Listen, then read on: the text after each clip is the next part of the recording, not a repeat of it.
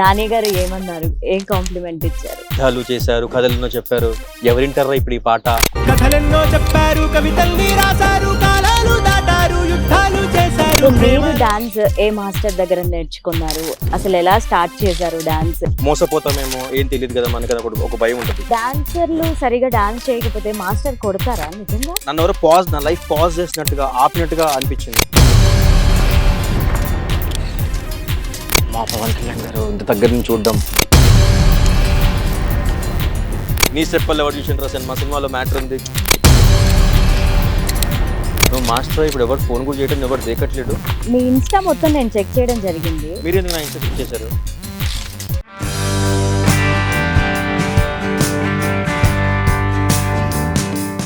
కథలెన్నో చెప్పారు, కవితల్ని రాశారు, కాలాలు దాటారు, యుద్ధాలు చేశారు ప్రేమలో.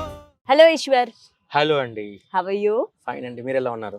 చాలా బాగున్నాను. మీ సాంగ్స్ అలా పోతున్నాయి యూట్యూబ్ లో, రీల్స్ లో, మొత్తం ఎక్కడ చూసినా మీ హుక్ స్టెప్స్ ఉన్నాయి. Thank you. మీరు చేశారు ఒక స్టెప్ ఏదైనా? నో, ఇప్పుడు మీతో కలిసి చేయాలి. అమ్మో, ఓకే. సో ఎలా అనిపిస్తుంది ఇండస్ట్రీలోకి రావడం? అలాగే ఎంట్రీ ఎప్పుడు జరిగింది ఇండస్ట్రీలోకి? ఎంట్రీ అఫీషియల్గా 2012 నేను డాన్సర్ కార్డ్ తీసుకున్నా. ఓకే. గబ్బర్ సింగ్, పవన్ కళ్యాణ్ గారి గబ్బర్ సింగ్ సినిమాతో ఎంటర్ అయ్యాను. ఆ తర్వాత అన్ని రకాల సాంగ్స్ అన్ని అందరి దగ్గర పనిచేశాను. మోస్ట్లీ అందరు పెద్ద పెద్ద హీరోస్ వెనకాల చేశాను, నేను పెద్ద మాస్టర్స్తో కూడా చేశాను. ఆ తర్వాత కోవిడ్కి ముందు నేను మాస్టర్ అయ్యాను.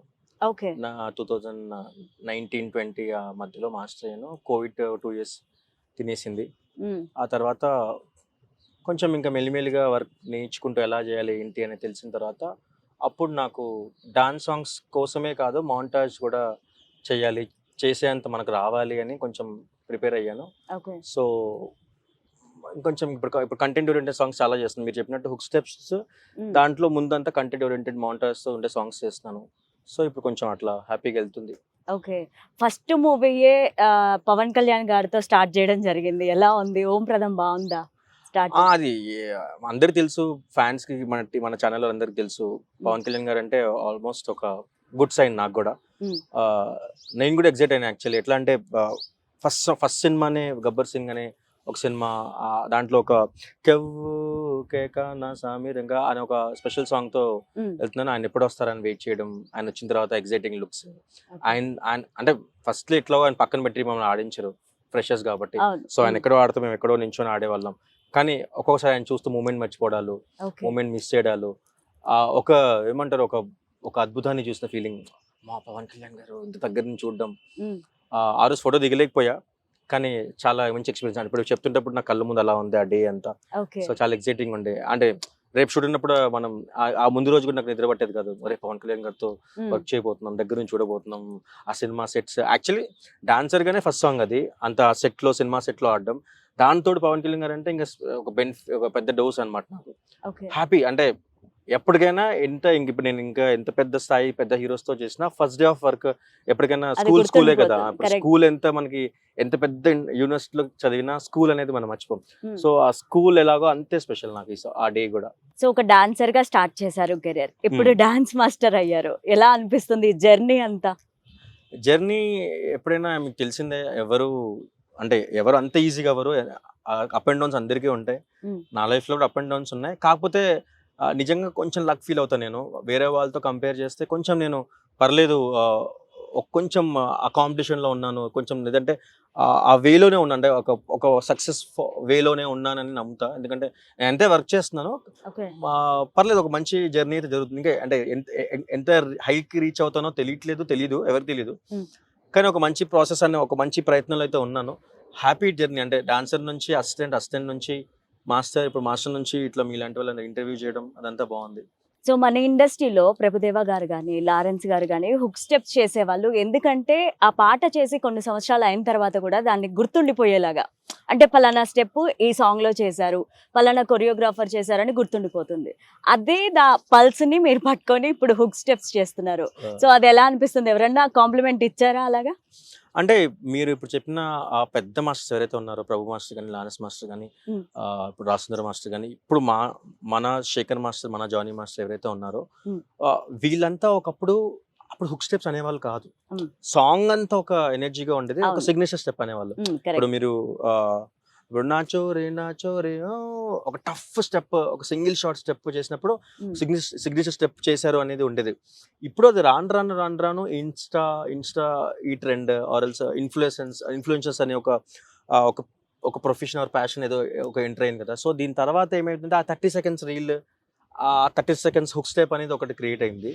అది మెల్లిమెల్లిగా సో కాల్డ్ కొంతమంది డైరెక్టర్స్కి, సో కాల్డ్ కొంతమంది సినిమా పర్సన్స్ కూడా అది రిఫ్లెక్ట్ అయింది అనమాట. సో ఇప్పుడు ఏమైపోయిందంటే అప్పుడు ఏంటి, మన 70mm చూసి ఎన్టీఆర్ సార్ కానీ బన్నీ సార్ కానీ చూసి అరే ఇప్పుడు అంబదరి జగదాంబదరి ఒక సింగిల్ స్టెప్ ఉంటుంది అందులో, అవన్నీ అక్కడ ఎగ్జైట్ అయ్యేవాళ్ళం మనం. అది అప్పుడు దానికి వెళ్ళి ఇంటికి ట్రై చేసేవాళ్ళం, లేకపోతే మేము బయట స్టూడియోస్ ట్రై చేసేవాళ్ళం. ఇప్పుడు అంత 70mm వెళ్ళి ట్రై చేయాల్సిన అవసరం లేదు, ముందే అది రీల్లోకి వచ్చేసి అది ట్రెండ్ అయిన తర్వాతనే సాంగ్ హిట్ అయ్యి, ఆ సాంగ్ హిట్ అయిన తర్వాతనే సినిమా చూసి రివర్స్ అయిపోయింది ఇప్పుడు. సో ముందు చేసిన ప్రాసెస్ నాకు నచ్చింది.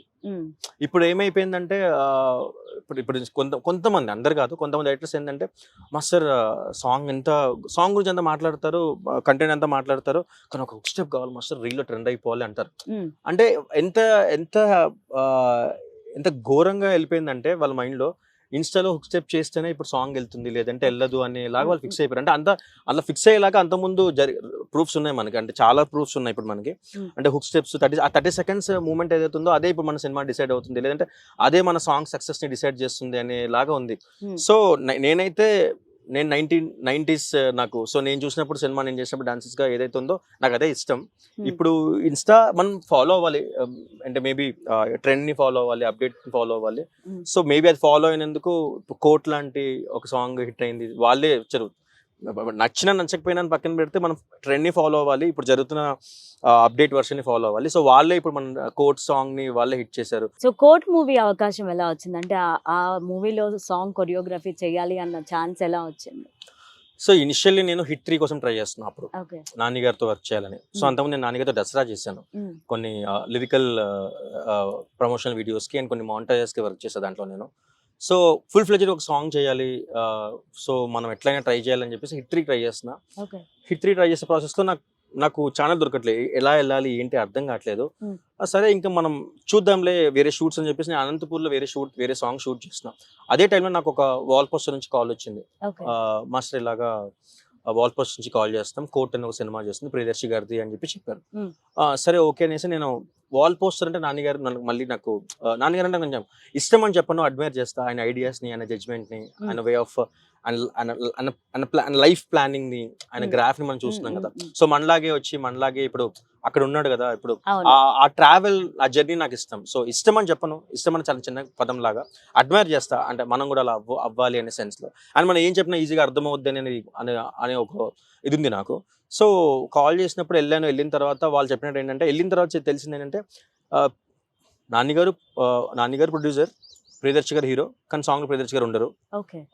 ఇట్లా శ్రీదేవి అండ్ రోషన్ అనే ఇద్దరు ఆర్టిస్టులు ఉంటారు. కథ చెప్పిన తర్వాత ఇంట్రెస్ట్ అనిపించింది. డే 1 సాంగ్ విన్నప్పుడు ఆబ్వియస్ గా నాకు అంత నమ్మకం లేదు.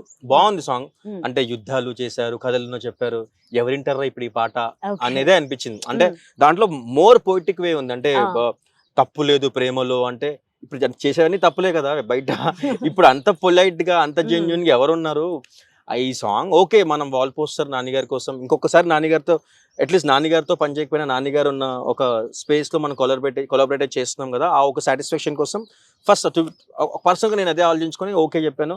పెద్ద టైం లేకుండా నాకు సాంగ్ చేయడానికి, ఒక 2 days లో ప్లానింగ్ అంతా, నేను ఒక పేపర్ వర్క్ చేస్తాను అనమాట. ఆ పేపర్ వర్క్ అయిపోయింది, డైరెక్టర్ చెప్పాను, డైరెక్టర్ నాకు కొంచెం వేవ్ లెంత్ కుదిరింది, ఐడియాస్ అంతా బాగా కుదిరింది. స్టోరీ వైపు కూడా నేను చాలా ఎమోషన్స్, క్యారెక్టర్స్ అని చాలా ఫాలో అయ్యాను కరెక్ట్ గా. 2 days గ్యాప్ లోనే వైజాగ్ లో షూట్ చేసాం.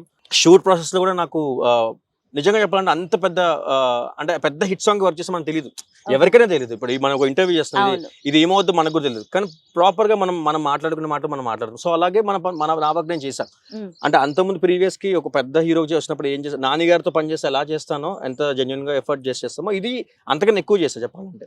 సో వెళ్ళాను, ఫస్ట్ మూమెంట్ మీరు నమ్మితే ఫస్ట్ గుర్రం షాట్ చేస్తాం, తప్పు లేదు ప్రేమ కథలేని చెప్పి, ఆ తర్వాత వెంటనే హుక్ స్టెప్ చేసాం ఎనర్జీగా స్టార్ట్ చేయాలని, ఆ తర్వాత మిగతా మౌంటేజ్ చేసాం. అంటే ఒక పాజిటివ్ నోట్ లోనే అంతా జరిగింది. హైదరాబాద్ లో ఒక రోజు చేసాం సాంగ్, అంతా బాగుంది. వాలంటైన్స్ డే February 14th రోజు సాంగ్ లాంచ్ అయింది. ఆ తర్వాత నుంచి నాకు రిజల్ట్స్, నాకు అప్పుడు నేను మీకులాగే అరే సాంగ్ ఎట్లా వెళ్ళినా, నేను ఎట్లా ఒప్పుకున్నా, ఏం చేసినా, ఎట్లా ఆలోచించినా, నేను ఇప్పుడు రిజల్ట్ ఏంది ఇట్లుంది అనిపించింది. సో దీని జర్నీ ఇంతే, అంటే రిలీజ్ అయ్యేంత వరకు ఒక జర్నీ ఉంది నాకు. ఏది ఏది నమ్మాను కానీ అంత గొప్పగా పెట్టుకోలేదు. కానీ ఇప్పుడు నేను నన్ను రాంగ్ ప్రూవ్ చేసి ఆడియన్స్ కానీ, ఇన్ఫ్లుయెన్సర్స్ కానీ, సినిమా లవర్స్ కానీ ఒక్కసారిగా దాన్ని అట్లా తప్పని లేచారు. కొంతమంది నాకు అదే వచ్చింది. అంటే కొంతమంది నాకు ఎట్లా చెప్పారంటే, మాస్టర్ నిజంగా చెప్పాలంటే కోట్ అని ఒక ఇంగ్లీష్ పదం, అది మేము నెట్ఫ్లిక్స్ లోకో లేకపోతే ఓటీటీ ప్లాట్ఫామ్ వచ్చినప్పుడు చూసే ఇలాంటి సినిమాని మేము ఫిక్స్ అయ్యాము.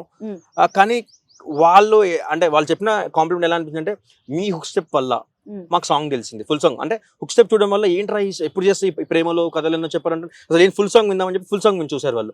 ఫుల్ సాంగ్ చూసిన తర్వాత దానికి వాళ్ళు మానిటర్ చేస్తే కంటెంట్ చూసి ఓ నాన్నగారి ప్రొడక్షన్ అర్థమైంది వాళ్ళు. కొంతమంది నాన్నగారి ప్రొడక్షన్ తెలియలేదు. తర్వాత ఓ వాల్ పోస్టర్ లో నాన్నగారు ప్రొడ్యూస్ చేస్తే సినిమా ప్రేమ కోట. అయితే నాన్నగారు జడ్జ్మెంట్ అంటే అందరికీ తెలుసు కదా, ఒక చిన్న అరే ఊరికే ఒప్పుకోడు, ఏదో ఉంటుంది దీంట్లో అని చెప్పేసి ఆ తర్వాత వీళ్ళు సినిమాగా చూడండి. అంటే ఒక చిన్న 30 సెకండ్ స్టెప్ ఫుల్ సాంగ్ చూడడానికి ఉపయోగపడింది. ఫుల్ సాంగ్ చూసిన తర్వాత దాని టీజర్స్, ట్రైలర్స్ వాళ్ళు ఫాలో అయ్యారు. ఆ తర్వాత సినిమా చూడడానికి ఉపయోగపడింది. అంటే ఇండైరెక్ట్ గా స్టెప్ వల్లే సినిమా చూసాను నాకు చాలా మంది చెప్పారు. నేను చాలా ప్రౌడ్ గా చెప్తా, ఎందుకంటే అది ప్రూవ్ కూడా అయింది. కొన్నిసార్లు చెప్పడానికి ఇబ్బంది పడవచ్చు, ఎందుకంటే నీ స్టెప్ వల్ల ఎవరు చూసింటారా సినిమాలో మ్యాటర్ ఉంది ఇట్లా అంటారు. కానీ ఈ సినిమా వరకు నాకు ప్రూవ్ అయింది. నాకు చాలా మంది చెప్పారు స్టెప్ వల్లే మాకు కోటైన సినిమా మా వరకు వచ్చింది, మేము అందుకే దాన్ని కన్సిడర్ చేసి చూసామని. రిజల్ట్ మనకు తెలిసిందే ఒక్కసారిగా. నాని గారు ఏమన్నారు, ఏం కాంప్లిమెంట్ ఇచ్చారు? మీరు చూసారనుకుంటా. యాక్చువల్లీ ఏం జరిగిందంటే, నేను ప్రీ రిలీజ్ ఈవెంట్ లో నాన్నగారు అందరూ చేస్తున్నారు కదా, మీరు కూడా ఒకసారి చేస్తే. ప్రియదర్శి గారు మిమ్మల్ని స్టేజ్ పైకి పిలవడం జరిగింది. అంటే స్టేజ్ పైన పిలవలేదు, అంటే ఒక రివర్స్ జరిగింది ఇక్కడ. ఏంటంటే నేను ప్రీ రిలీజ్ కున్నా, సక్సెస్ మీట్ కి లేను, నేను సక్సెస్ మీట్ సెలబ్రేషన్ నేను లేను. సో ప్రీ రిలీజ్ కున్నప్పుడు ఏమైందంటే, నేను అన్ని మాట్లాడాను, అందరికి థ్యాంక్స్ చెప్పాను. సార్ ఒక్కసారిగా మిమ్మల్ని చూస్తుంటే నాకు హిట్ 3, ప్యారడైజ్, సీరియస్ జోన్ కనిపిస్తుంది. ఒక్కసారి మీరు అది కాకుండా కొంచెం వెనక్కి వెళ్ళి నిన్ను కోరి, లేదంటే ఒక మజ్ను, లవబుల్ అని ఒకసారి వెనక్కి వచ్చి ఈ హుక్ స్టెప్ చేస్తే బాగుంటది అని చెప్పి నేను రిక్వెస్ట్ చేశాను. ఆయన కొంచెం మేబీ ఒక చిన్న తర్వాత చేద్దాం అన్నారు. ఆ రోజు చేయలేదు. నేను ఇంకా సరే ఏమన్నా మేబీ నేను తప్పుగా అడిగానేమో అనుకుని నేను ఇంకా లైట్ తీసుకున్నా. ఆ తర్వాత సక్సెస్ మీట్ కి నేను వెళ్ళలేదు, వేరే షూట్కి వెళ్ళిపోయాను. ఇంకా కానీ నాకు హై ఏంటంటే, నేను లేకపోయినా నా గురించి అందరు మాట్లాడారు. ముఖ్యంగా దర్శి గారు, ప్రియదర్శి అండ్ నాన్నగారు హుక్ స్టెప్ చేశారు ఆ రోజు. అందరూ అంటే ప్రియదర్శి గారు స్టేజ్ పైన అందరూ హుక్ స్టెప్ అందరు చేశారు ఆ రోజు. అంటే నేనేం నమ్ముతా అంటే, మనం ఉన్నప్పుడు ఎవరైనా మాట్లాడతారు. ఇటు చూసి మీరు కనబడితే లావణ్య చాలా బాగా యాంకరింగ్ చేస్తుంది అనేస్తారు.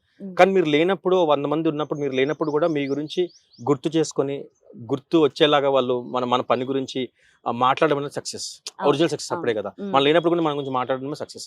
సో నాకు కోర్టుకి ఒక సర్కిల్ అనుకుంటే, ఆ సర్కిల్ అలాగా వాళ్ళతో అంటే సెలబ్రేషన్ లో నేను లేనప్పుడు నాన్నగారు ఒక స్టెప్ చేయడం, నాన్నగారు నా గురించి మాట్లాడడం, ఆ టీమ్ లో అందరు నా గురించి మాట్లాడడం, ఒక సర్కిల్ కంప్లీట్ అయింది అనిపించింది నాకు. సో చాలా హ్యాపీ. సో మీరు డాన్స్ ఏ మాస్టర్ దగ్గర నేర్చుకున్నారు, అసలు ఎలా స్టార్ట్ చేశారు డాన్స్, ఇది ఎందుకు కెరియర్ గా చూస్ చేసుకున్నారు? కెరియర్ గా ఎందుకు అని పక్కన పెడితే, అంటే కెరియర్ గా నేను ముందు ఫిక్స్ అవ్వలేదు. ఒక ప్యాషన్ గా స్టార్ట్ అయ్యి ప్రొఫెషన్ అయింది, పర్సనల్ ప్రొఫెషన్ గా మారింది.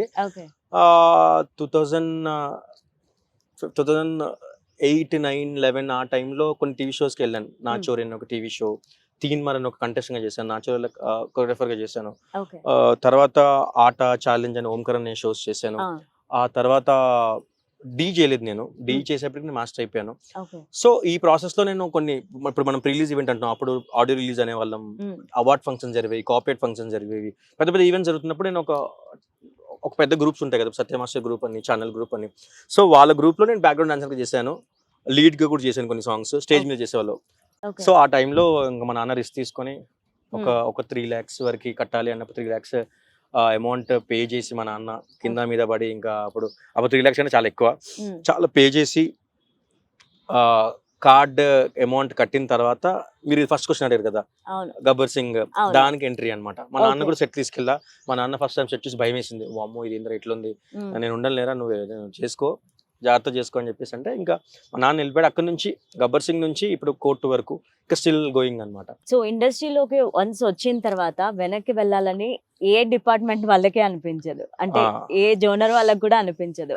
సో వన్స్ సక్సెస్ఫుల్ అయిన తర్వాత రెస్పాన్సిబిలిటీ ఇంకా పెరుగుతుంది. ఇప్పుడు మీరు సక్సెస్ అవుతూ వస్తున్నారు అండ్ పోటీ కూడా అలాగే ఉంటుంది ఇండస్ట్రీలో. సో ఎలాంటి స్టెప్స్ తీసుకుంటారు, అంటే ఆ పోటీని తట్టుకోవడానికి కానీ ఛాలెంజెస్ ఫేస్ చేయడానికి కానీ ఎలాంటి స్టెప్స్ తీసుకుంటారు?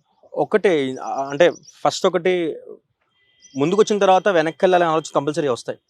నాకు కోవిడ్ టైంలో వచ్చింది.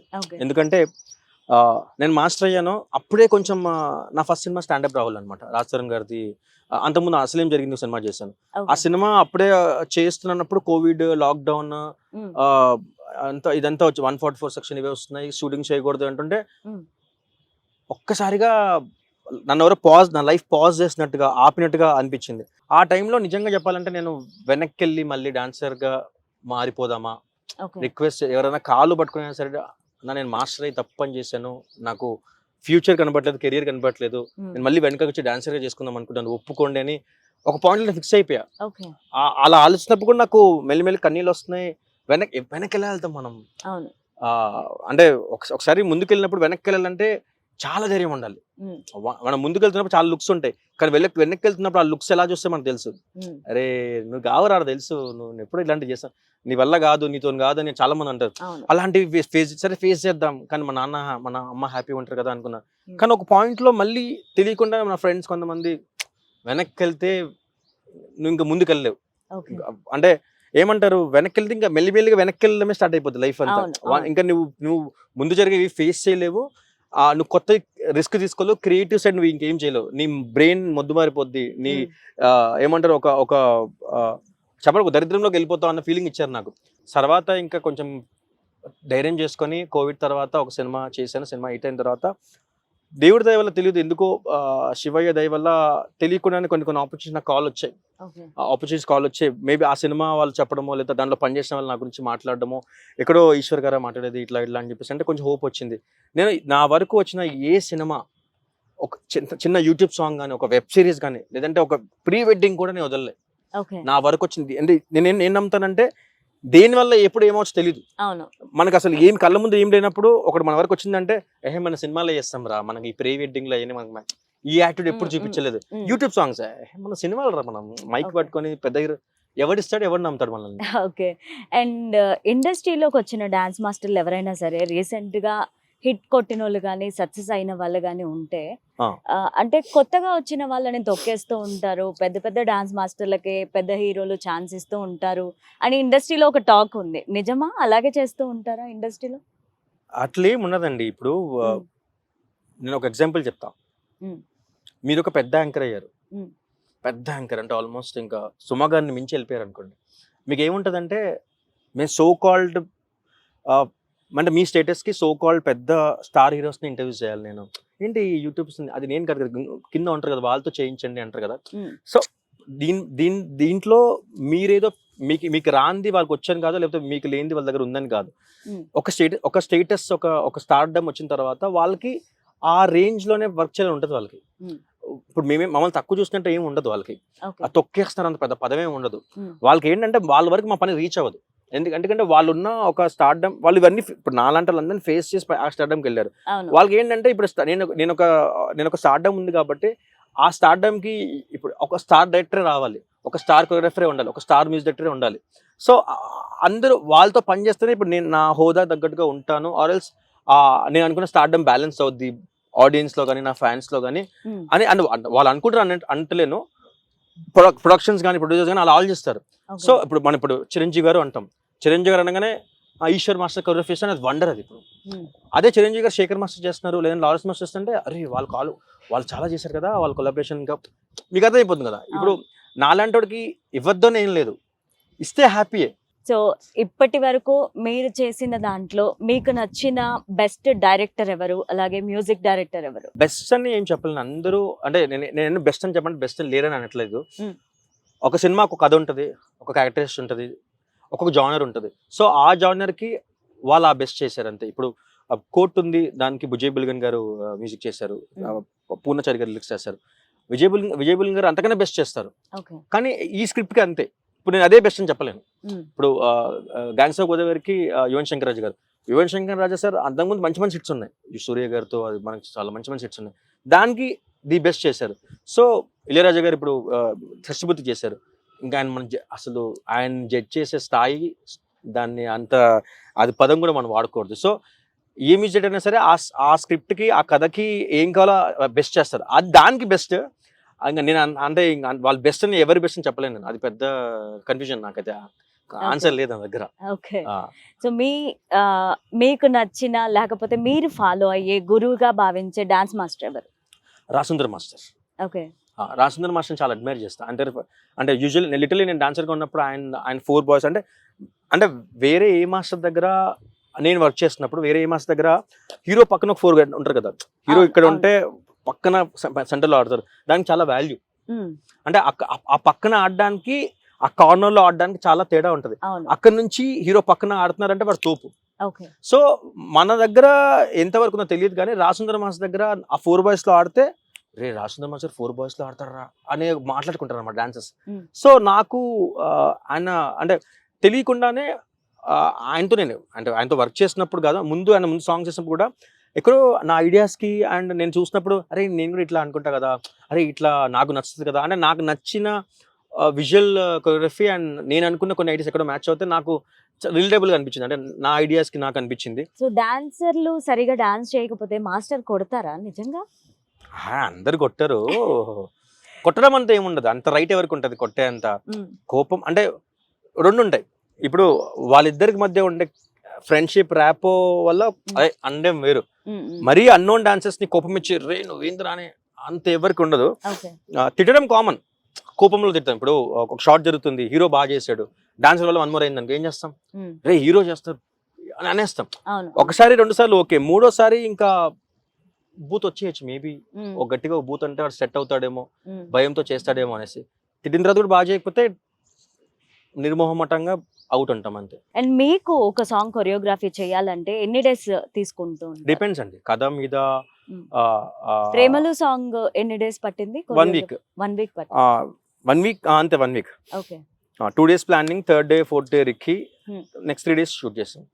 అంటే ఈ సాంగ్ ఇన్ని రోజుల్లో అయిపోతుంది నేను చెప్పలేను, షూట్ మాత్రం ఎంత లేదన్నా 2 to 3 డేస్ లో అయిపోద్ది షూట్ అయితే.